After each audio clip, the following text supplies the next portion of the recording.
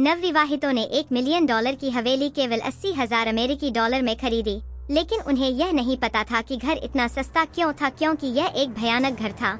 यहाँ तक कि एजेंट ने इसे अपनी आंखों से भी देखा था। घर बेचने का आदेश एक भी भूत नहीं गुजरा।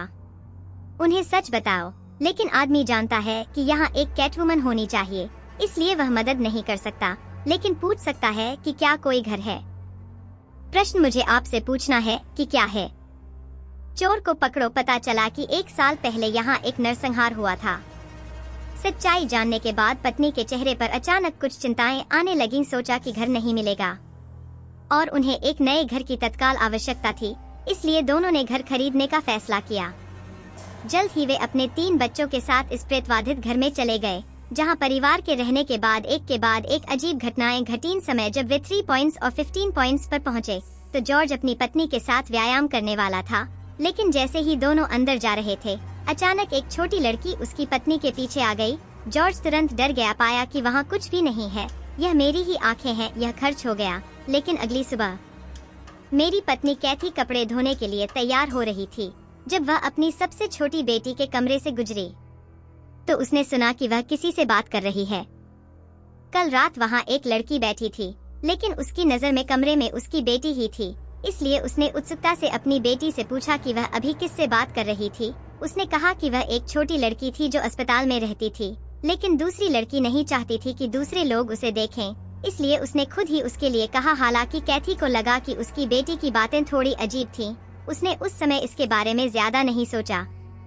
लेकिन जो बात उसे अजीब लगी वह यह थी कि जब से वे वहां आए थे, जॉर्ज को अक्सर बिना किसी कारण के ठंड महसूस होती थी। कभी कभी वह अचानक उदास भी हो जाता था, और उससे भी ज्यादा वे हमेशा सुबह 3 बजे बुरे सपने से जाग जाते थे।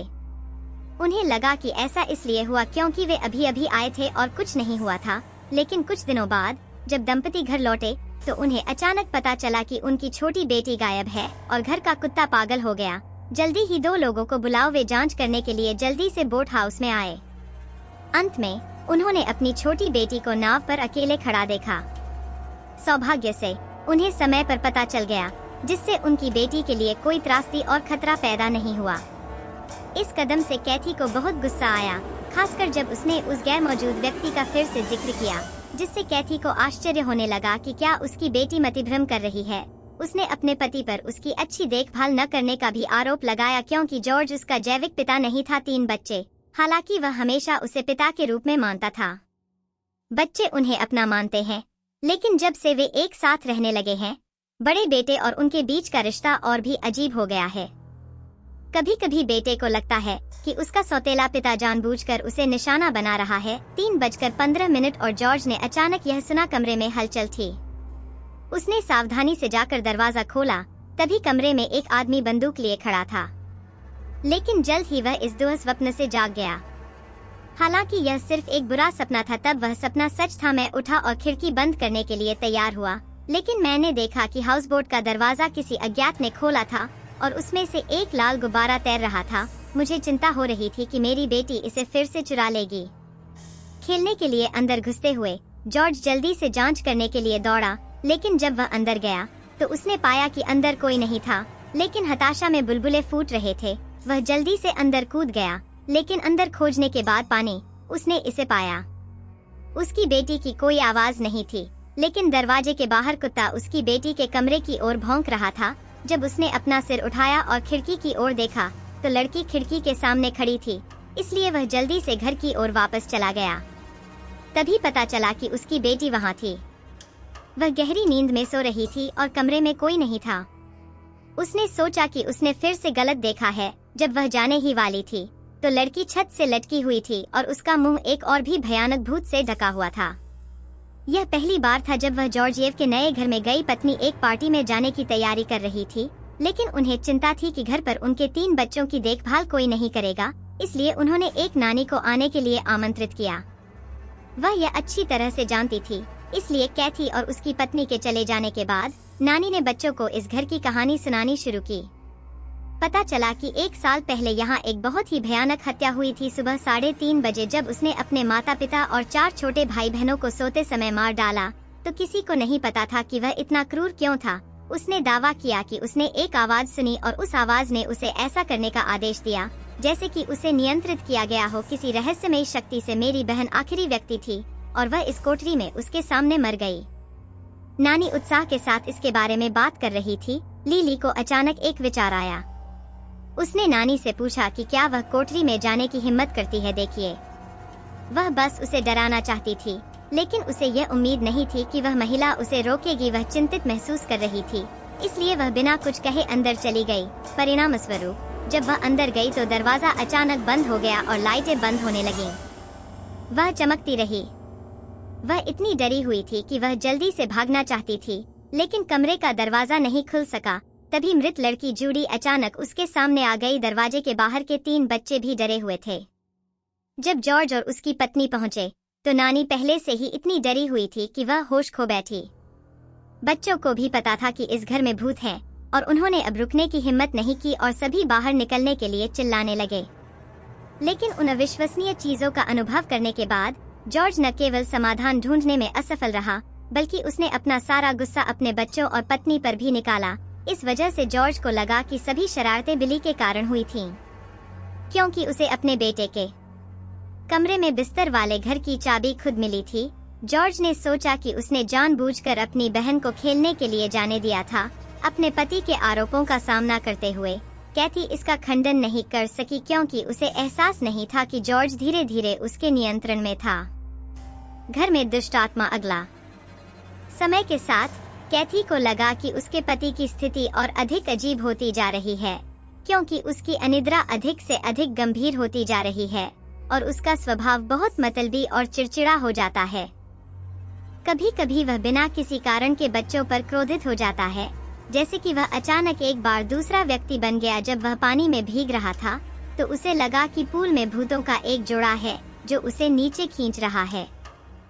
सौभाग्य से एक के बाद एक सामने आने वाली विचित्र घटनाओं के कारण केसी ने उसे समय पर बचा लिया। मैं आश्चर्यचकित हुए बिना नहीं रह सका कि क्या वह किसी बीमारी से पीड़ित था, लेकिन कई परीक्षाओं के बाद पता चला कि उनके शरीर में कुछ भी असामान्य नहीं था। लेकिन जब दोनों अस्पताल से लौटे तो उन्होंने देखा कि उनकी छोटी बेटी बिना किसी परवाह के घर की छत पर अकेली खड़ी है। धमकी। इस कदम से दंपत्ति को झटका लगा।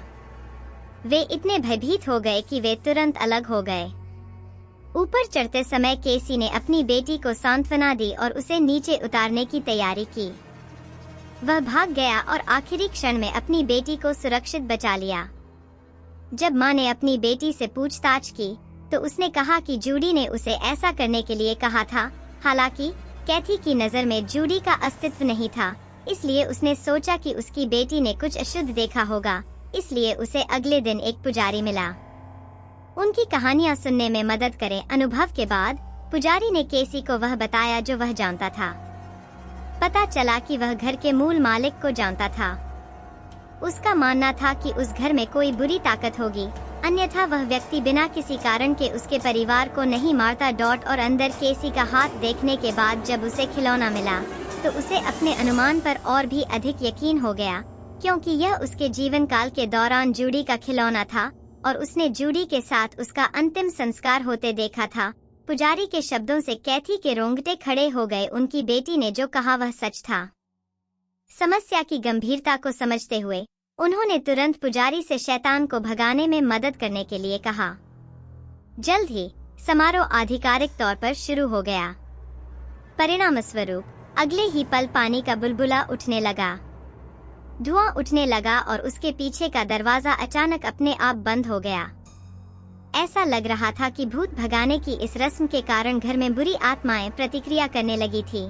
उसी समय पुजारी को पाइप से एक आवाज सुनाई दी। जांच करने के लिए आगे बढ़ने के लिए वह आ गया। शैतान का हमला इसलिए था क्योंकि घर में बुरी आत्मा इतनी शक्तिशाली थी कि पुजारी भी असहाय था। इसलिए केसी को अपने भाई के घर के बारे में जानकारी के लिए इधर उधर देखना पड़ा। सौभाग्य से उसे अंततः एक रिपोर्ट मिली जिससे पता चला कि घर अंदर था। घर कई साल पहले यह कभी कुछ भारतीयों का घर था, जिन्हें बाद में घुसपैठियों ने बेरहमी से मार डाला था। और जो भारतीय मारे गए थे उन्होंने मरने से पहले जमीन के उस टुकड़े को बुरी तरह श्राप दिया था। इसलिए जो कोई भी उस विला में रहेगा वह बुरी आत्माओं के वश में हो जाएगा। फिर वे पागलपन में पड़ गए।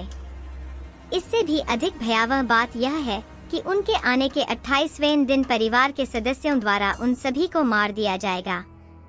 हाल ही में जो हुआ उसके बारे में सोचते हुए कैथी को एहसास हुआ कि उसके पति पर बुरी आत्माओं ने हमला किया होगा। और आज विला में रहने का 28वां दिन था, इसलिए वह जल्दी से घर गया और 3 बच्चों को ले जाने की तैयारी की। इस समय जॉर्ज, जो विला में था, ने फिर से बुरी आत्मा की आवाज सुनी और उसका पीछा किया। तहखाने में ध्वनि मौजूद है अंदर। उसने उन लोगों को राक्षसों द्वारा मारे गए देखा। धीरे धीरे उसने खुद को हत्यारा समझना शुरू कर दिया। वह पागल हो गया था और अपने परिवार को मारने की तैयारी कर रहा था। इसलिए जब केसी वापस गया तो उसने पाया कि 4 ताबूत रखे हुए थे लिविंग रूम में और उन पर शब्द लिखे हुए थे। इन बातों से उनका और उनके बच्चे का नाम कैथी तुरंत डर गया। जब उसने पीछे मुड़कर देखा तो जॉर्ज की आंखें जानलेवा इरादे से भरी थीं, इसलिए उसने तुरंत बच्चों को जाने के लिए कहा, लेकिन उसका पति पहले से ही उनका पीछा कर रहा था। बच्चों को पहले जाने देने के लिए बंदूक को विभाजित करें। शी को गलती से जॉर्ज ने पकड़ लिया और देखा कि उसकी मां की गर्दन पर चुटकी ली जा रही है। सबसे बड़ा बेटा तुरंत मदद के लिए आगे आया। हिलना मत, मैं उसे जाने नहीं देना चाहता। आप बेहतर हैं, हिले नहीं, मुझे जाने दो। यह आपकी सबसे बड़ी समस्या है, हिलना मत। ये बच्चे नियंत्रण से बाहर हैं, ठीक है। अपने पति से बचना आसान नहीं था। टाइक्सी तुरंत अपने 3 बच्चों को लेकर भाग निकली, लेकिन सभी दरवाजे और खिड़कियां बंद थीं।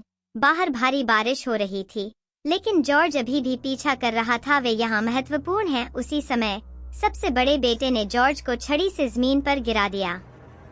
जब वह बेहोश था, केसी बच्चों को लेकर जल्दी से भाग गई, लेकिन जब वे छत से नीचे आए तो जॉर्ज पहले ही एक कुल्हाड़ी ले चुका था और फिर से प्रकट हुआ, और अब उसकी आंखों में सबसे बड़ा बेटा भी एक भयानक चेहरा बन गया। मारे जाने वाले हैं। उस समय कैथी ने तुरंत बंदूक उठाई और अपने पति पर तान दी।